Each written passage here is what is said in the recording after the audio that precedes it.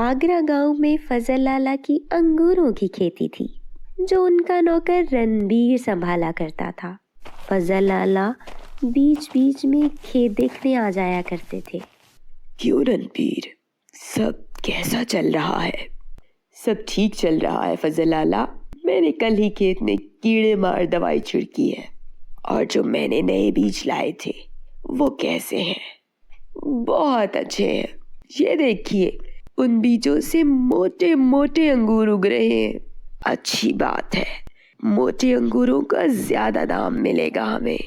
जी फजल लाला, ऐसा ही होगा। फजल लाला ने रणबीर को पगार पर रखा था। रणबीर एक बहुत अच्छा किसान था। वो फजल लाला के खेतों पर किसानी करता था और उसके बदले फजल लाला उसे हर महीने पगार देते थे। रोज शाम 6 बजे रणबीर अपने घर को निकल जाता। एक दिन की बात है, जब रणबीर खेत पहुंचा तो उसने देखा कई सारे अंगूरों के गुच्छे गायब थे। यहाँ तो बहुत सारे अंगूरों के गुच्छे थे, कहाँ गायब हो गए? लगता है मुझे ही कोई उबास हुआ होगा कि यहाँ अंगूर लगे थे। चलो जाने दो। रणबीर ने इस बात पर इतना ध्यान नहीं दिया और रोज की तरह अपना काम करने लगा। रोज रात 6 बजे वो अपने घर के लिए निकल जाता। अगले दिन भी वही हुआ। रणबीर खेत पहुंचा तो वहाँ कई अंगूरों के गुच्छे गायब थे। ये कैसे हो सकता है? मैंने सच में कल ही यहाँ बहुत सारे अंगूरों के गुच्छे देखे थे। कुछ तो गड़बड़ है यहाँ पर। लगता है कोई मेरे अंगूरों को चोरी कर रहा है। अगर फजल लाला को ये बात पता चल गई तो वो मुझे काम से निकाल देंगे। नहीं, मैं ऐसे नहीं होने दूंगा। मैं आज रात कैसे भी करके उस चोर को पकड़ कर रहूंगा। रणबीर ने ठान ली, वो आज रात तो हर सूरत चोर को पकड़ कर रहेगा। वो हर रोज की तरह घर जाने निकला, परंतु घर जाने की बजाय एक पेड़ के पीछे छुप गया। आज रात तो मैं उन चोरों की चटनी बना दूंगा, फिर वो कभी भी मेरे अंगूरों को चोरी करने के बारे में नहीं सोचेगा। रणबीर खेतों पर नजर लगाए बैठा था। आधी रात हो गई मगर वो चोर अब तक न आया था। रणबीर परेशान था, पर फिर भी वो नजर रखकर बैठा था।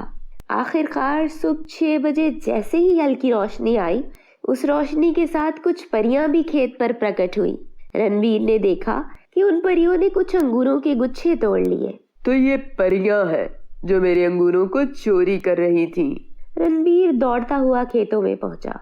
आप लोग तो परियां हैं, तो भला आप लोग मेरे अंगूर क्यों चोरी कर रही हैं? अच्छा, तो इस फल का नाम अंगूर है। हमारे परीलोक में ये नहीं उगते, पर उस दिन जब हमने ये अंगूर खाए तो हमें ये बहुत पसंद आए। उस दिन से हम उन्हें तोड़ कर खा रहे हैं। आपकी वजह से मुझे मेरे मालिक नौकरी से निकाल देंगे। पर ऐसा क्यों? फजल लाला हर महीने मुझे पगार देते हैं इन अंगूरों को उगाने के लिए। अगर आप लोग ऐसे ही इन अंगूरों को खा लेंगी तो वो मुझे पगार नहीं देंगे और काम से भी निकाल देंगे। अरे अरे अरे अरे अरे, क्षमा कीजिए, हमें ये सब बातें नहीं पता थी, पर हमें ये अंगूर बहुत पसंद है। लेकिन हम तुम्हारे साथ भी अन्याय नहीं कर सकते। मेरे पास एक सुझाव है, क्या आप हमारे साथ हमारी दुनिया में आएंगे? आप हमें वहाँ अंगूर लगाना सिखा दीजिए और उसके बदले हम आपको ढेर सारा सोना देंगी। ढेर सारा सोना? हाँ, और फिर हम अपने अंगूर खुद उगाना सीख जाएंगे। ठीक है, मुझे मंजूर है। रणबीर ने अंगूरों के कुछ बीज ले लिए और फिर परियों ने एक दूसरे का हाथ पकड़ा और रणबीर का भी। फिर परियों ने कोई मंत्र पढ़ा। मंत्र पढ़ते ही रणबीर भी परियों के साथ आसमान में उड़ने लगा। परियां रणबीर को आसमान के बागीचे में ले आईं। इस बागीचे में बहुत ही सुंदर सुंदर रंग बिरंगे फूल थे। ये तो अद्भुत है। रणबीर सारा बागीचा देखकर खुश था। मुझे समझ नहीं आ रहा, ये सब बिना मिट्टी के कैसे उग गए? ये बादल जादुई है। ये बादल बिल्कुल जमीन की मिट्टी की तरह है। इस पर जो भी बीज उगाओगे वो तुरंत धरती के जैसे ही उग जाएंगे। रणबीर ने वहाँ अंगूर के बीज छिड़के। रणबीर के बीज छिड़कते ही वहाँ अंगूरों के पौधे उगाए। काश धरती पर भी ऐसी आसानी से पौधे उगाए जा सकते। अंगूरों के पौधों को रोज पानी देना होता है और उनकी जांच पड़ताल भी करनी होती है ताकि उनमें कीड़े ना लग जाए। एक परी ने जादू किया तो उनके सामने एक छोटा बादल आ गया। अब ये बादल रोज इन अंगूरों को पानी देगा और यहाँ कीड़े नहीं लगेंगे क्योंकि यहाँ मिट्टी नहीं है ना। हाँ, वो तो मैं भूल ही गया था। अब हमें क्या करना होगा? उनको समय पर पानी देना होगा, तभी उन पर अंगूर लगेंगे। रणबीर अभी बोल ही रहा था कि उसके सामने वाले अंगूर के पौधे पर एक अंगूर का गुच्छा नजर आया। वो देखकर परियां बहुत खुश हुईं। वो देखो, वहां अंगूर उगाए। अब हमें धरती पर जाने की कोई जरूरत नहीं। स्वादिष्ट अंगूर अब खुद हम अपने ही बादलों पर उगाएंगे। आपका बहुत बहुत धन्यवाद। परी ने फिर से जादू किया और रणवीर के हाथ में बहुत बड़ा सोने का संदूक आ गया। इतना बड़ा सोने से भरा संदूक देखकर रणवीर की आंखें फटी की फटी रह गईं। हमें जब भी आपकी जरूरत होगी हम आपसे मिलने आएंगी, और आपको भी जब हमारी मदद की जरूरत हुई आप 3 दफा स्वादिष्ट अंगूर और परी कहना, हम आ जाएंगी। इतना कहकर परियां जादुई छड़ी घुमाकर रणवीर को जमीन पर प्रकट कर देती हैं। वो सोने का संदूक उठाए अपने घर चला जाता है। उसकी पत्नी भी इतना बड़ा संदूक देखकर बहुत खुश होती है और रणबीर से पूछती है उसे ये कहाँ से मिला। तब रणबीर उसे सारी बात बता देता है। फिर रणबीर उस संदूक में से कुछ सोना बेचकर अपने लिए एक बहुत बढ़िया सा घर खरीदता है और जमीन भी, जहाँ वो अपने लिए फलों का खेत बनाता है। अब रणबीर फजल लाला के खेत में नहीं जाता और दिनों में अपना बागीचा बना लेता है जिसमें बहुत से फल होते हैं। उसका इतना बढ़िया बागीचा देखकर उसका मालिक बर्दाश्त नहीं कर पाता और अपने गुंडों से कहता है, आज रात रणबीर के बागीचे में तेल गिराकर आग लगा दो। उसके बागीचे का एक भी पौधा बचने ना पाए। रणबीर जो बहुत खुश रहता था, एक दिन सुबह अपने बागीचे में आया तो उसको शौक लगा क्योंकि उसका सारा बागीचा जलकर राख बन चुका था। ये सब देखकर रणबीर रोने लगा। रोते समय उसे परियों की बात याद आ गई जो उन्होंने कहा था कि 3 दफा स्वादिष्ट अंगूर और परी कहना, हम आ जाएंगी। स्वादिष्ट अंगूर और परी, स्वादिष्ट अंगूर और परी, स्वादिष्ट अंगूर और परी। रणवीर 3 दफा कहता है तो वो तीनों परियां वहां प्रकट करती हैं और रणवीर को निराश देखकर सारा मामला समझ जाती हैं और उससे पूछती हैं, ये सब किसने किया है? मैं नहीं जानता ये किसने किया है, क्योंकि मेरी तो किसी से कोई दुश्मनी नहीं। रणवीर की बात सुनकर परियां अपनी जादुई छड़ी से सब देख लेती हैं।